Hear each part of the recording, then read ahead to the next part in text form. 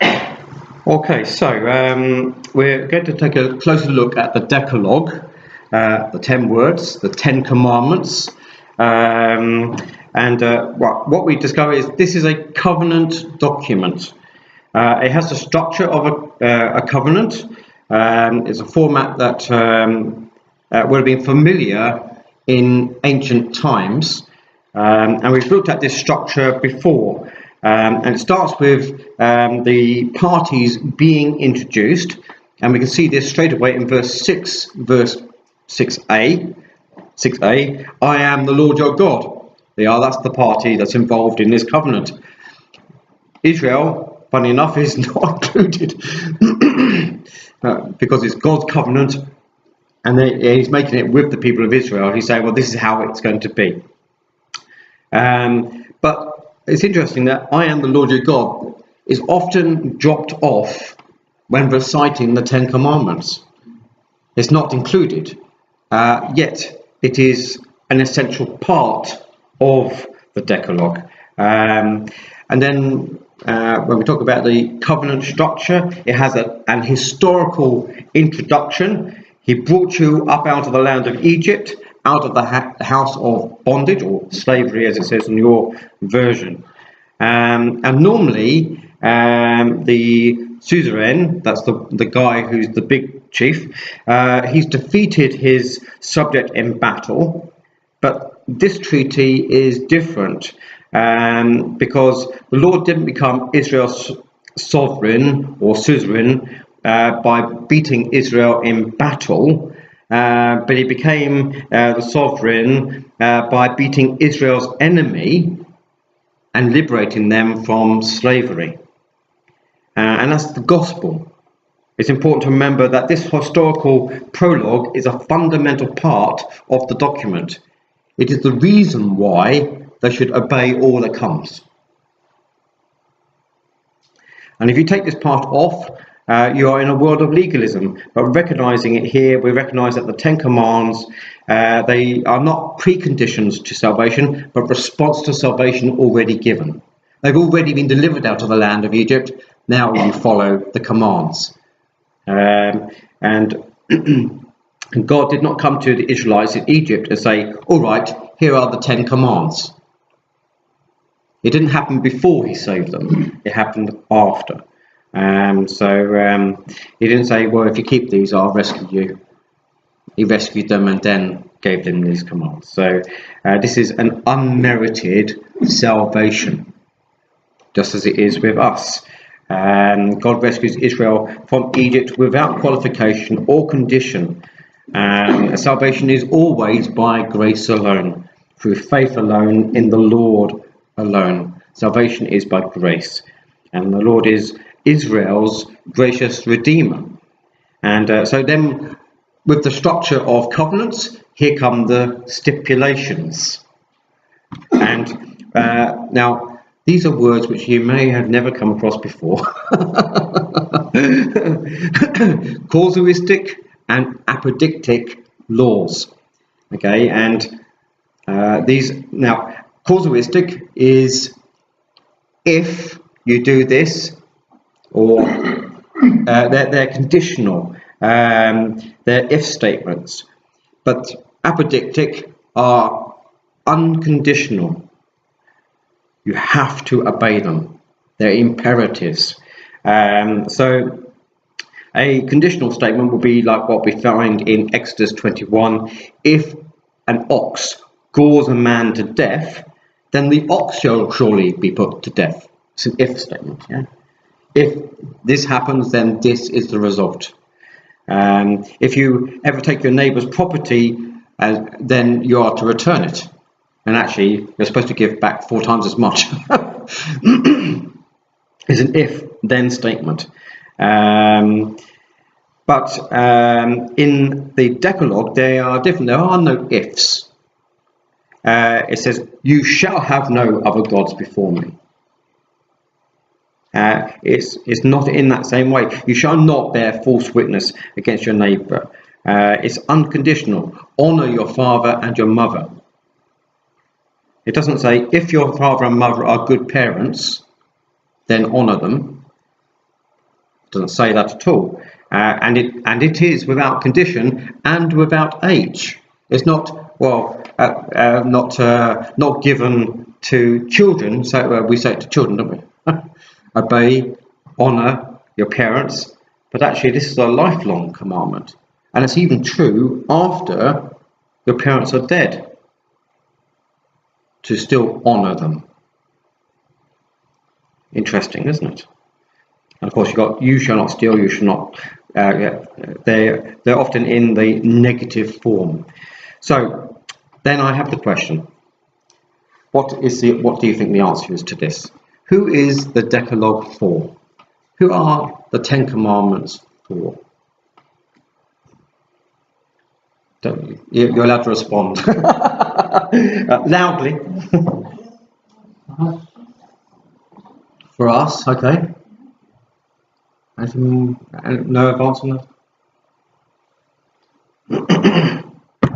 Well, most people do say everybody or us, as you've done.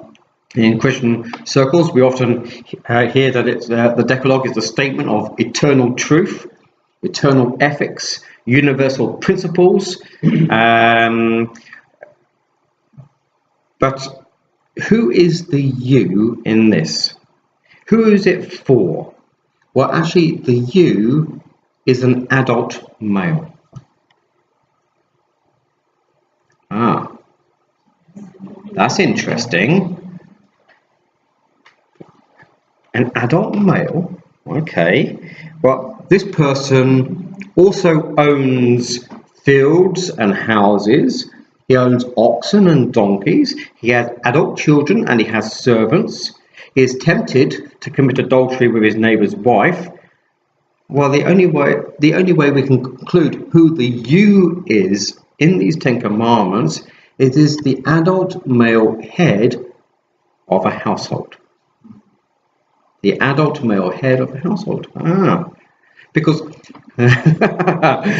so that may have come as a shock to you. Are the Ten Commandments for us or not? Well, we'll come to that another time. Whose interests are being served by this document? Because this is a covenant document. It follows the format of the ancient covenants. And though some people may say that this is to protect the interests of the head of the household, it actually does the opposite.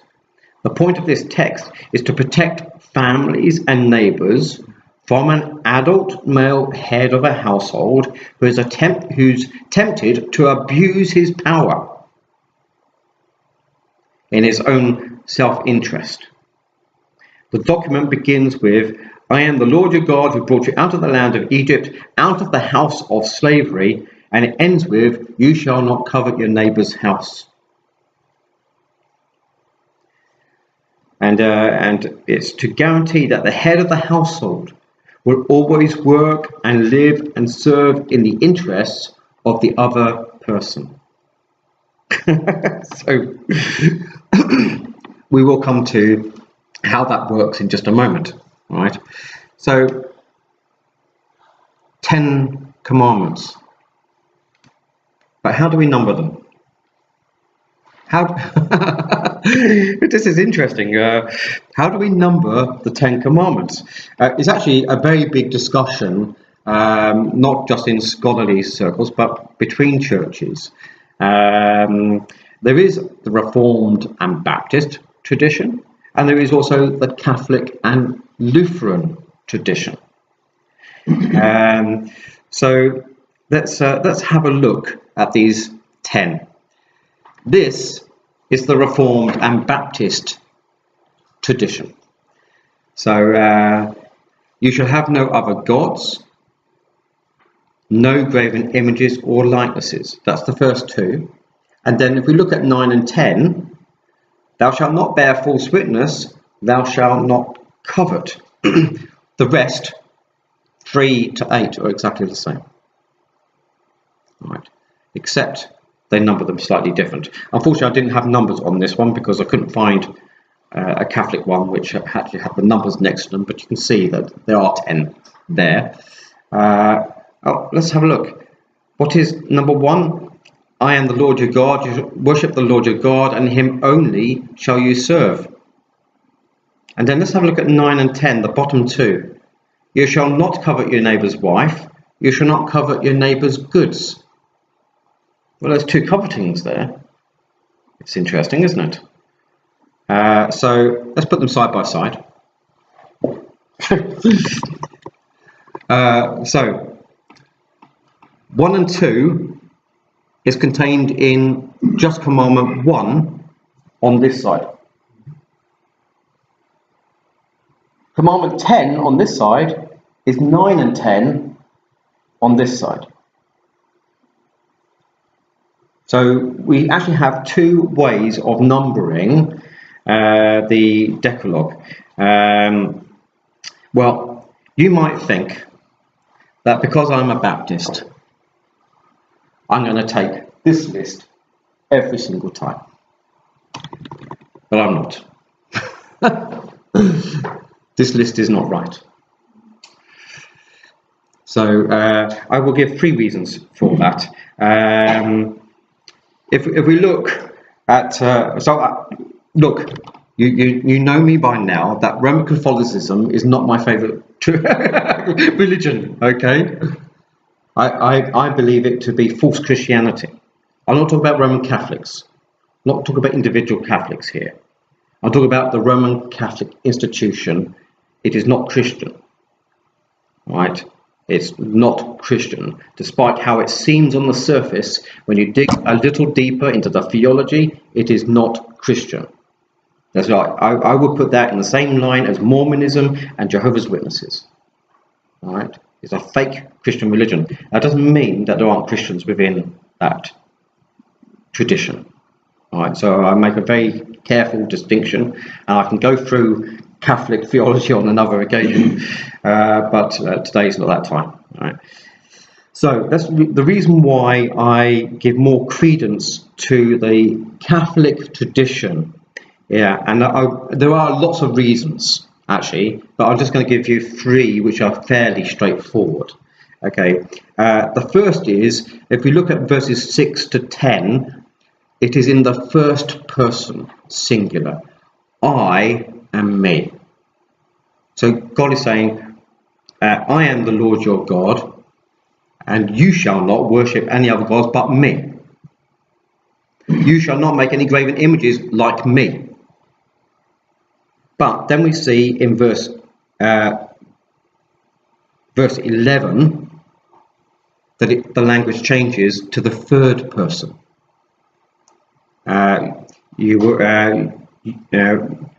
Remember to keep the Sabbath day to the Lord your God. It's no longer me and I anymore. The language has changed to the third person. So there's a clear break between the two, and that break is on purpose. The commands 1 and 2 are really only one command. Then the second is we find how the commands are put. This is more clearly seen in the Exodus version. It says, you shall not murder, you shall not commit adultery, you shall not steal, you shall not bear false witness, you shall not covet, you shall not desire. You see, it's got shall nots twice there at the last section. You shall not covet, you shall not desire. And then, of course, the third one is Jewish tradition. And Jewish tradition is going to be a lot older than ours. Yeah. And in the older versions of the Decalogue, and including in the Dead Sea Scrolls, we see that they treat the first 2 commands as one command. They put a paragraph after each of the 10, and they make a paragraph after the first 2, what we number 1 and 2 in ours. Now, it's not overly important, this, though much has been made, a lot of it in the past, especially in relation to icons and images in the Catholic Church. This is normally the reason why there's such an emphasis in Baptist circles on number 2, no graven images or likenesses. Because if you notice, when the Catholics learn their Ten Commandments, what is missing from there is the no making of graven images or likenesses. So when Catholics learned it, because this is actually how I learned it when I was 8 years old, because I went to a Catholic school. That's how I learned it. Oh my goodness, you can't see it. Well, actually, the Catholic version's on this side, yeah. You notice it doesn't include images in there. But in their Bible, it does. The whole of it is still there if you go to the Bible. You know, you'll find it's in there. In fact, even if you look at our one, it doesn't give you the whole of the Ten Commandments. For instance, with honour thy father and your mother, it's in a massive long verse. So Sylvia, I think you read that verse, and it's super long. It talks about if you do this, then you will live long in the land. You know, it doesn't mention any of that in ours either. But so anyway, whilst they are both in the Catholic Bible, because the Catholic Bible is the Jerusalem Bible, and our Bibles, you'll find them stated in full anyway. But the way we learn them is slightly different, isn't it? But anyhow, that's so you know there is a difference in numbering. It causes confusion for Protestants everywhere. They think, how am I supposed to number these? Which way are we supposed to learn this? No, especially when people get converted, like I did, and then find that we kind of don't say them in the same way. Anyway, so have I got time to go through the Decalogue? Oh my goodness, this is going to have to be a quick run through. I want to remind you that the Ten Commandments, they were written to the male head of the household. That's who they were for. But with that said, I'm not going to study the Ten Commandments properly in full during this series. It's a separate series, which I want to do 10 studies on. Okay, but that's not for today. Right, so we're going to be going briefly through them, but the Ten Commandments are for us today, but how we understand them will not be quite how it's put here. All right, but anyway, the point is, right, let's go through these 10. The first one is the Lord has the right to exclusive allegiance. You know, the head of the household is not to make another god or worship it in the place of or alongside God. The second commandment, you shall not, I'm taking the Catholic order here. You shall not take the name of the Lord your God in vain, except actually that's not what the Hebrew says. We usually interpret the second command as a command against profanity of using God's name in oaths or in curses. You know how people do, you hear it all the time. OMG, that's the clearest version of it today, isn't it? So part of it is that, but it's not the primary meaning of it. Literally, in Hebrew, it means you shall not carry the name of the Lord your God in vain. That means you shall not bear the name of the Lord in vain. So it assumes that every true Israelite is stamped with the name of the Lord. They're kind of branded by God. God talks about the fact that that we are written in God's hands, right? And we belong to God. That means that the Israelites are the property of the Lord, and wherever they go, they declare to the world that they belong to the Lord, and they advertise to the world what their God is like. Bearing the name of the Lord means claiming Yahweh, God, as one's own God and covenant Lord. Bearing the name falsely means to claim this name, but then to live as if you're living according to another God. You shall not take, carry, wear, bear the name of the Lord your God in vain. Is also a New Testament truth. This, you know, Peter talks about if you suffer for the name, be sure that it's not because you have done wrong. Yeah, but if you suffer as a Christian, is an honor because you bear the name of Christ. We are baptized into his name. And at the moment of our baptism, the Lord brands us with his name. We are called Christians. Wherever we go, we advertise the character of the God whose name we claim. You shall not wear his name in vain. You getting the point here? What it really means? It's more than just language. It's about lifestyle. Do our lives honour him, or do they dishonour him? Because if they dishonour him, we're breaking this commandment.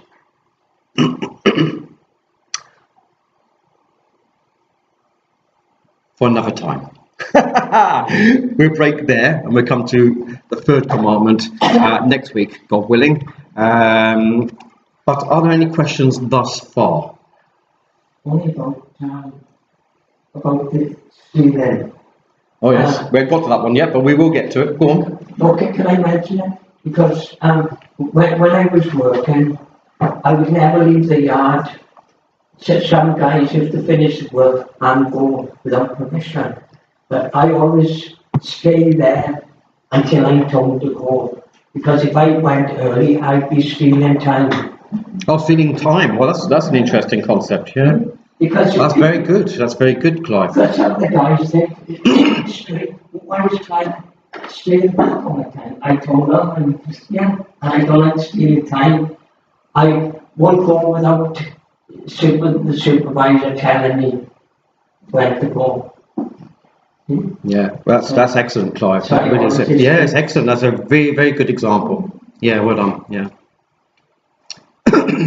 Are there any questions? Was it a bit of a shock to find out the Ten Commandments weren't really for us?